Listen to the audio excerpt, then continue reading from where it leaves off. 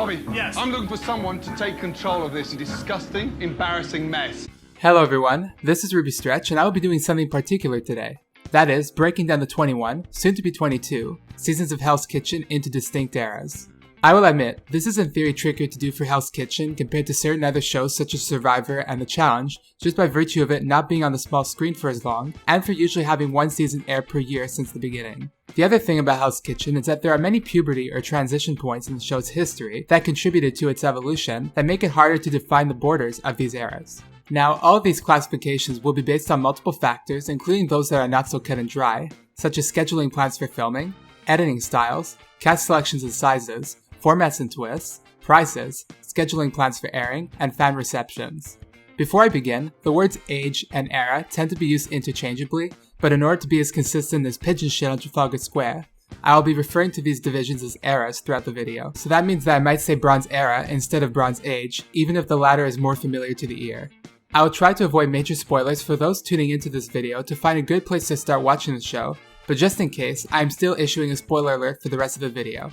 For the first era, I call it the Classic Era, and it ran from seasons 1 through 3. It's simple, these seasons have the original Hell's Kitchen basics in common. They each had 12 contestants competing, not counting JR. Many of them had little to no experience on the line before coming to Hell's Kitchen, and some of them, particularly in seasons 1 and 2, were not even in the culinary industry at the time, contrasting Hell's Kitchen as we know it today, where casting has an experience minimum required for potential candidates. Also, the best of the worst system was still being used on a normal basis to determine the nominees. The Black Jackets weren't really seen as a membership into an elite club at the time, given how chefs like Jimmy and Josh slipped through the cracks, and on that note, I'd say around half of these seasons' contestants just downright sucked. From a behind-the-scenes standpoint, the seasons were broadcast with 11 episodes each, around the same weeks, for 3 years, and the filming locations were not at Hayden Place in Culver City, the place at which the show was filmed from seasons 4 through 18, Rookies vs. Veterans. The show was not granted as much of a budget at the time, so there were limitations as far as what they could put together in terms of the edit and the music. Season 3 does differ slightly from the first two in the sense that it was the first to be filmed in 16:9 resolution, the final challenge evolved for the first time, and the filming location was unique to that season, but it has much more ties to this Fresh in America phase of Hell's Kitchen history than to the following few seasons. The Classic Era is defined by the show's then simple nature and focus on raw cooking, with some elements incorporated into it, obviously inspired by Big Brother and Survivor, since it was establishing itself as a cooking-based reality competition series in an American television market. As a fan, you either like these seasons or dislike them, but you have to admit that they're old school, with a very different feel than what the show is today. For the second era, I call it the Golden Era, and it ran from seasons 4 through 7. It became clear starting in season 4 that the show has received a higher budget since the number of contestants competing per season has increased to an average of 16, and the number of episodes per season has increased to 15. The intros at the beginning of each episode were more intricate than before, and they gradually feature the chefs slightly acting rather than taking poses. And yes, I said chefs instead of contestants here because these seasons were also the first in which the cast consisted entirely of people with a level of professional cooking experience, rather than having some competitors who were in a different field and were considering the culinary industry as a possible option. That being said, the chefs in general seemed, at least from a viewer standpoint, to be at a lower level on average than the chefs we've seen since season 18. In response to the increased number of chefs competing, 6 Black Jackets were given out instead of 5. As I stated earlier, the seemingly permanent filming location at Hayden Place in Culver City for the show was first used in season 4. Other norms for the series were established during the stretch of seasons, such as the multiple-course final challenge starting in season 5, the group-based nomination decision format starting in season 5, the head-to-head signature dish challenge starting in season 6, and the final 4 double elimination starting in season 7.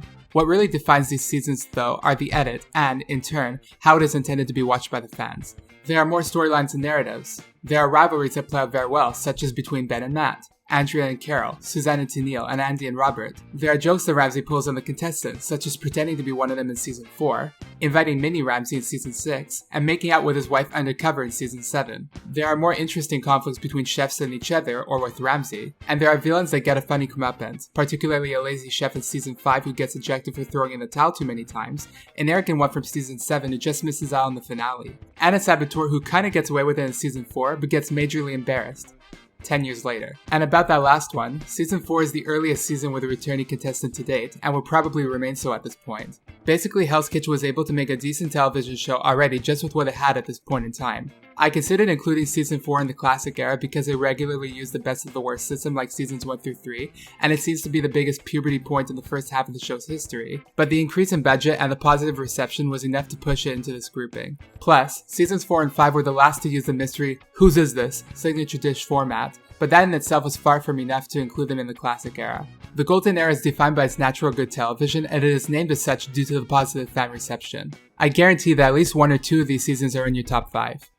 For the third era, I call it the Silver Era, and it ran from seasons 8 through 12. To this day, people associate Ramsay with calling chefs who screw up too many times donkeys, but if you actually look into it, he hasn't really used this insult in so many years. He used this insult often during the classic and golden eras, but also more controversial insults such as cow, the B word, the C word, the D word, and insults related to weight. With the exception of season 8, these kinds of insults were practically gone, probably because some people felt that these crossed the line, and even in season 8 they got toned down.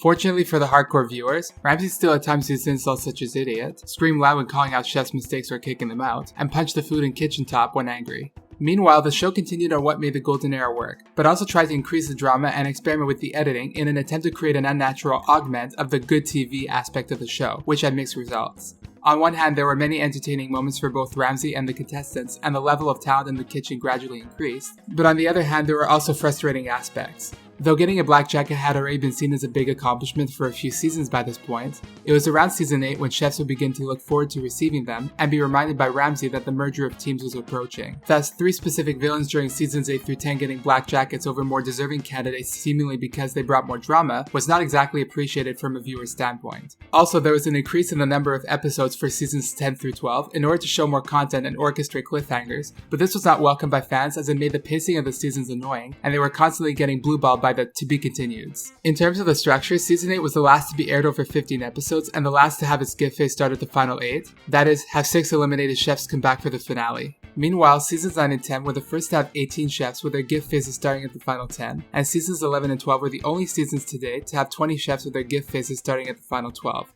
A bit like season 4, season 8 could be seen as a transition point, and it has elements to it that make me consider including it in the Golden Era, such as its format and the fact that it was filmed back to back with season 7. However, because the hardcore insults began to be toned down here, because the drama stroking started around here, and because season 8 just downright sucked in my opinion, I couldn't in good conscience include it in the Golden Era. The Silver Era is defined by the show trying to step up its achievements from the Golden Era by trying new things, but ironically taking a step down because not all of these changes worked out in the end. Like its name implies, the Silver Era was still good, but not as great as the Golden Era.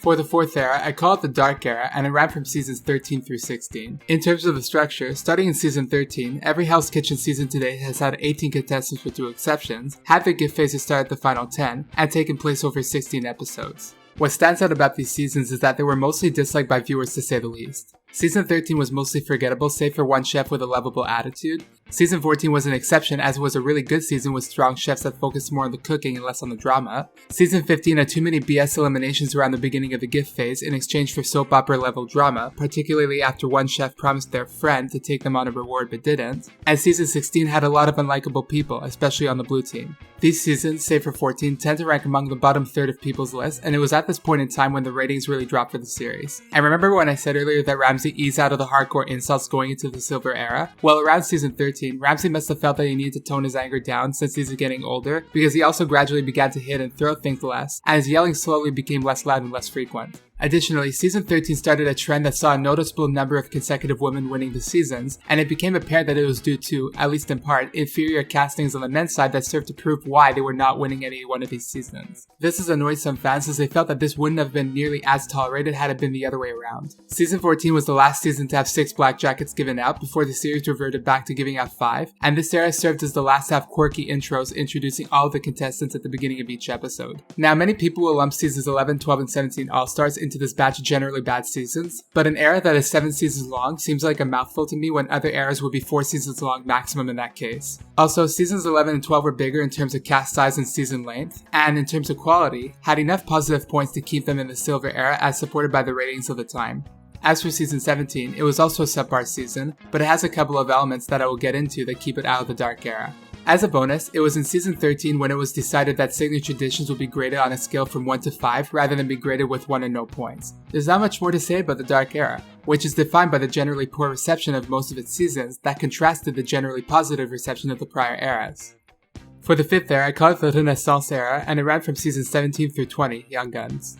By the time season 17 came along, the showrunners were realizing that the show's ratings had gone down significantly, and they probably felt like something big needed to happen in order to rejuvenate the show, which would explain why season 17 saw 16 former Black Jackets having another shot at the title, and then why season 18 saw 8 more returnees on one team competing against 8 new contestants with Michelin star restaurant experience on the other. An All-Star season was long overdue by this point, and fans were already fantasizing about who may come back for a second All-Star season after the first one finished airing. Personally, season 17 was the first season that I ever watched, and as I was watching it while it was airing, I caught up on the prior 16 seasons, and I remember making a fan cast of like 40 returning contestants that spring. When it was announced that season 18 would be a half All-Star season, even Ramsey admitted that there was some inspiration for it from season 17. However, apart from the All-Star aspect, season 17 was mostly panned by fans due to the number of BS eliminations that happened, the heavy representation from 3 specific seasons, the subtle favoritism towards the eventual winner, and the unwelcome Final 3 final challenge, which was seen as an opportunity to get rid of the person who arguably deserved the win over the person who went on to win without getting blood on their hands.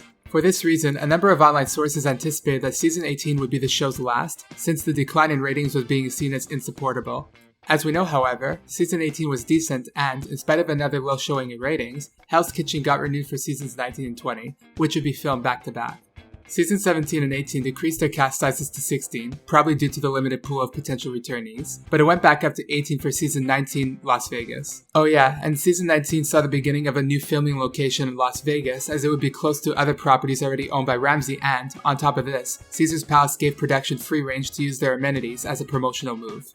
Speaking of simplifying the budget, season 17 was the first season to do away with the quirky intros and replace it with a shorter generic one that is still used to this day, albeit in an even shorter form that no longer plays an excerpt of Fire by the Ohio Players.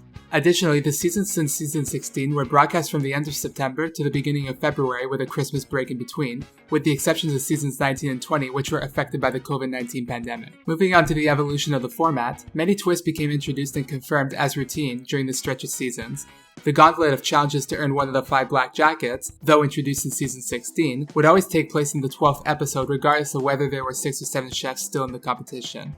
A team switch would always take place at the end of either the 3rd or 4th episode. A Cook for Your Life challenge would take place in the 7th episode for season 17 and 18 before taking place in the 8th episode starting with season 19.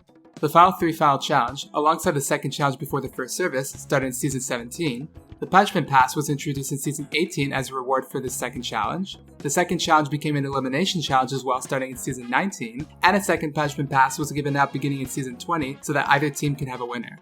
There is an argument for including season 16 in this era because it introduced the Gauntlet Challenge, and another for including season 17 in the Dark Era because it was panned, but I feel it makes more sense to leave them where they are because season 17 is when the show started to experiment with trying to find a recyclable formula, did away with the quirky intros, and most noticeably, added subtitles to each season in order to give them a theme. The Renaissance era is defined by the show trying to develop a consistent format like what we're seeing with the new era of Survivor, and even if it gets redundant at times for the fans, that doesn't necessarily mean that a season will be bad. In fact, the Renaissance era is more well liked in general than the Dark Era, and is even up there at times with the Silver Era when people rank the show's seasons. For the 6th and current era, it's not fully definitive yet as for what it consists of, but I'll call it the post-COVID era for now, and it started with season 21 Battle of the Ages, and it's going to include the upcoming season 22, The American Dream. As the Renaissance era progressed, Hell's Kitchen began to have a noticeable online presence that eventually confirmed to the showrunners that Hell's Kitchen is not necessarily just targeting 80s kids who want a cooking show to watch, or just casuals that are tuning in after watching compilations of Ramsey losing his cool on YouTube back when he was a meme in 2016 and 2017. Oh, and the latter group wouldn't have much to look forward to if they're there for Ramsey's outburst, since he's toned down quite a bit by this point due to his aging and due to evolving standards of what can be tolerated by employees in the workplace. But back to my point, the official YouTube channel with clips from Hell's Kitchen that started in 2018 became very popular. This show has a decent sized Reddit community, and more recently, we're having YouTubers talk about Hell's Kitchen the same way a gazillion others have been talking about Survivor for longer. Since it seemed that the show wasn't targeting diehard fans as much at the time, the editors felt free to let slip a few spoilers and trailers for upcoming seasons. I don't mean to sound pretentious, but I feel like my predictions video for season 20 played a small part in the editors being as spoiler-free as possible in their trailers, and other staff not really giving anything away when releasing television listing descriptions. How? Because I addressed the spoilers and let them play a factor in my decision making. Additionally, YouTube commenters and Redditors were complaining about, say, the third placer spoiler for Season 18 before its finale episode, and the big Final 8 spoiler in the trailer for Season 19, and I believe it got noticed over time. Basically, Season 21 is when the show became more aware of its fanbase and, in turn, became very conscious in terms of what they released to the public before an episode's airing. Also, I call it the post-COVID era for a reason. Though the airings of Seasons 19 and 20 were affected by the pandemic, they were both filmed beforehand and so it did not affect any of the storylines. Meanwhile, right off the bat in Season 21, viewers are able to listen to contestants talk about how the pandemic affected them and their way of handling business, and this will probably still be the case for the next few seasons due to its relative recency. Finally, while Seasons 17 through 20 progressively introduced new minor elements that defined the new consistent format of the show, Season 21 didn't have any new things regarding that, so it is fair to say that it is beginning with these few seasons that the show fully knows what formula to recycle for fans that are going to watch no matter what. Even the chefs in Season 21 were able to anticipate special rounds of challenges that were approaching, like in the finale when the final three mentioned feeling anxious as they had to face a live audience. Besides these points, there isn't anything more to say about the post-COVID era of Hell's Kitchen because we are still in it.